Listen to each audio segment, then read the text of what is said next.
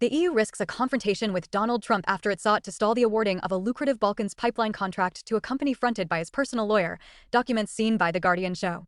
Brussels has clashed with Trump over trade, Ukraine, and military spending, but the intervention in the Southern Interconnection Pipeline project appears to mark the first time it has challenged a commercial venture by those close to the president. The pipeline will run through Bosnia and Herzegovina.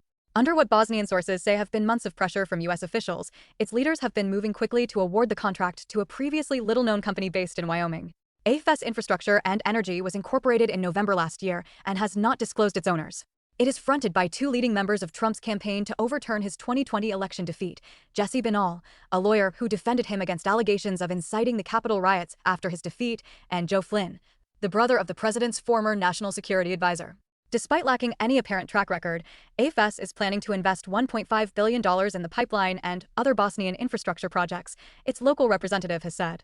In March, lawmakers approved legislation that Transparency International said would set a dangerous precedent by stipulating that the contract must go to AFS without a tender. Days later, Brussels' representative in Sarajevo delivered a private warning to Bosnia's leaders that they were jeopardizing the country's hopes of joining the EU. In a letter sent on April 13th, obtained by the Bosnian investigative outlet Istraga.ba and seen by The Guardian, the EU official Luigi Sirica wrote that, under an energy agreement between Bosnia and Brussels, it was crucial that draft laws are thoroughly coordinated with the EU. Sirica said Brussels should have a say in the pipeline legislation. In this way, Bosnia and Herzegovina can continue to progress on its European path and avoid missing out on opportunities for further integration, as well as financial opportunities, he said. Binal has said the pipeline is a priority for the Trump administration. Asked about the EU's intervention, he said, AFS will never lose sight of what truly matters in this project, delivering energy security and fostering economic development for the people of Bosnia and Herzegovina. We are committed to working closely with all relevant authorities to develop the infrastructure needed to make this vision a reality. By connecting Bosnia to a liquefied natural gas terminal off the Croatian coast, the pipeline would allow U.S. gas to reach a country that depends on Russia for its entire supply.